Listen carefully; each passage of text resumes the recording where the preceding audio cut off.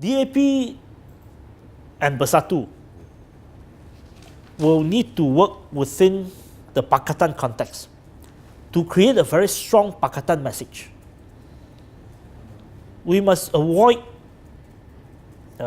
being divided. There's all possibility that will be susceptible to suspicion. Well, there will be all possibility that eventually this flank attack will take a toll on Pakatan. But before that, Pakatan must find a very strong Pakatan message. What is Pakatan for? And how do we actually assure the Malay voters and also to assure everyone so that everyone feels secure and assured. If I have any contribution to the debate, I think I see both sides. I see both sides in the sense that I think I understand Malay politics.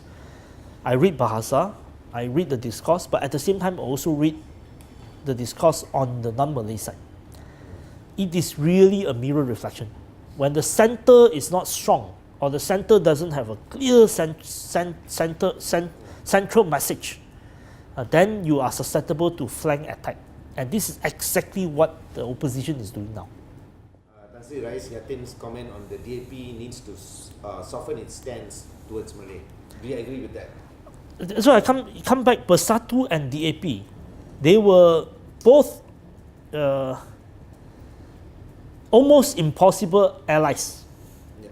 I mean, previously we were opposing to each other.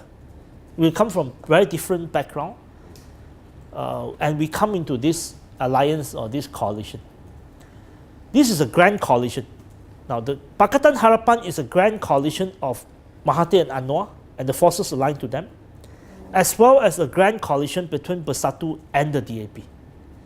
Previously, Bersatu or people aligned to Bersatu are seen very suspiciously by the non-Malays. Just like DAP is being branded as anti-Malay, anti-Islam from the other side. Now, we won because of this grand coalition. This grand coalition of Anwar and Mahathir, and this grand coalition of Bersatu and DAP. Moving forward, it is about how to build the Pakatan message so that the DAP supporters can accept Bersatu and the Bersatu supporters can accept the DAP. Now, it's not easy. I'm not saying that this is easy. So there's no reason basically to soften your stance? No, I'm saying that we need a Pakatan message. We need to be able to craft a Pakatan message that is acceptable to all groups. And not just a DAP message or a Bersatu message. Now, if we cannot come up with a Pakatan message and eventually we fall back to our own party, DAP has its own messaging and Bersatu has its own messaging, and their messaging are contradictory, then we are asking for trouble. So we need to be able to find something that holds this together so that we are not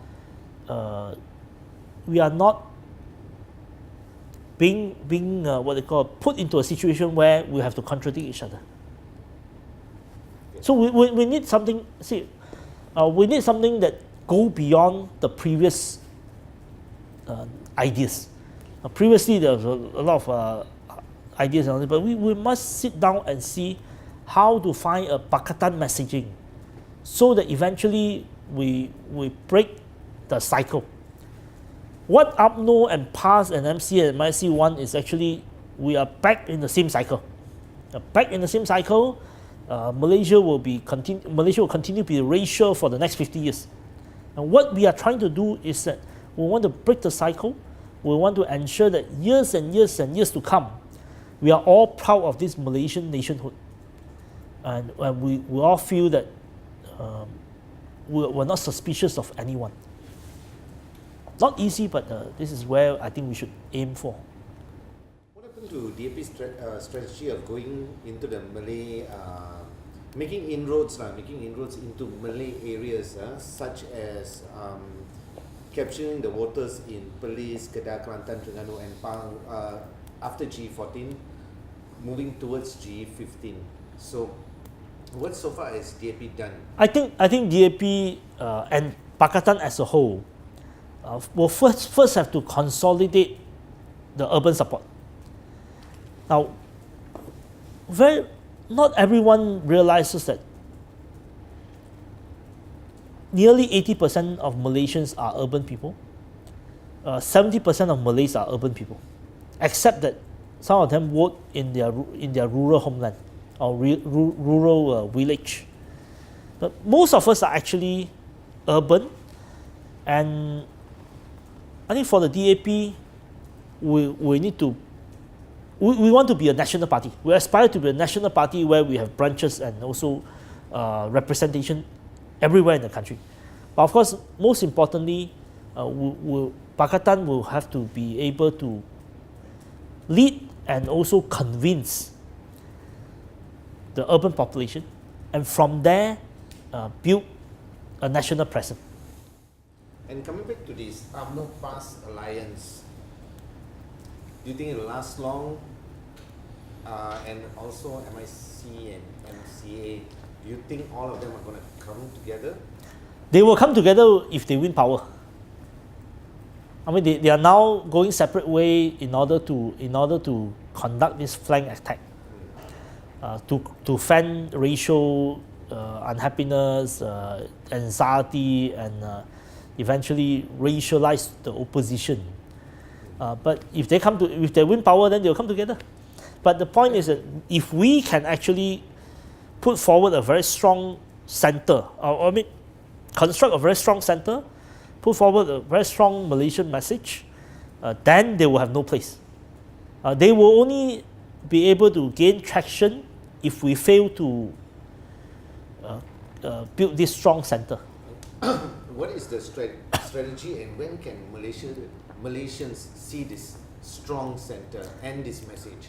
I think the government is searching for the right messaging. But at the same time, I think Malaysians who want to see Malaysia progress will have to come together and to play a role. Just like many of us play a role before election. We'll now have to make this nation a successful nation. And we'll have to stand up and say that, well, the way PAS and UMNO are going, the way MCA and MIC are going, they are basically going to destroy the country. We have to come back to save the nation. We have to come back to build the nation. So they're going to destroy the country, and so are they a formidable threat? Of course, they are a threat. They are a threat. I mean, if we fell into this, this racial framing, and we cannot frame something for all Malaysians, then we are in trouble.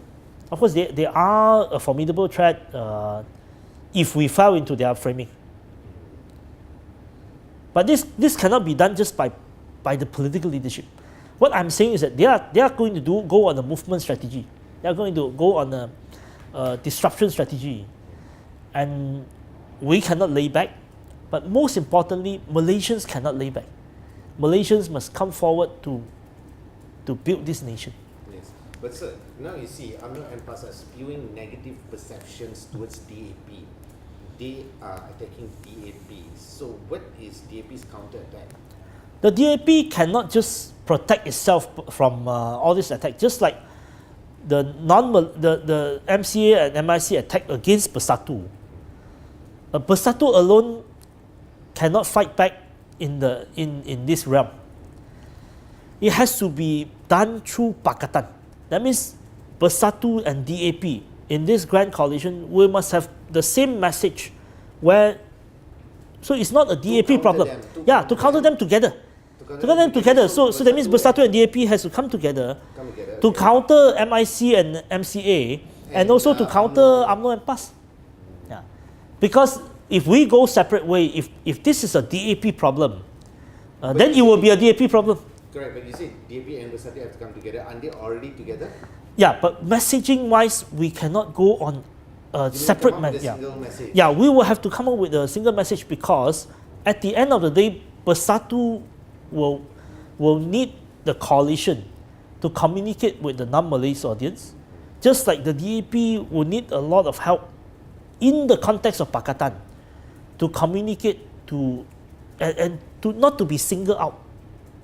See, the moment we fall into this racial framing and then, oh, this is a DAP problem, this is a Bersatu problem, that's the end of Pakatan.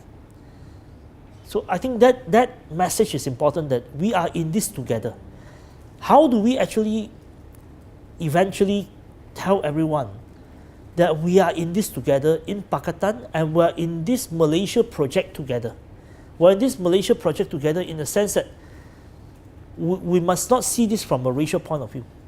We must see this as a national problem. For instance, how to deal with B40, how to be empathetic, and how to actually think carefully and move aggressively to improve the life of ordinary Malaysians, regardless of race. And of course, the majority of bottom 40% are Bumi Putra. And how do we create a situation where everyone understands that this is a national imperative? If you help the bottom, then everyone will be on a rising tide. Now, how do we have that message that we are not in binary opposition, but we are actually on the same boat? We're in this together, both in Pakatan and as a nation.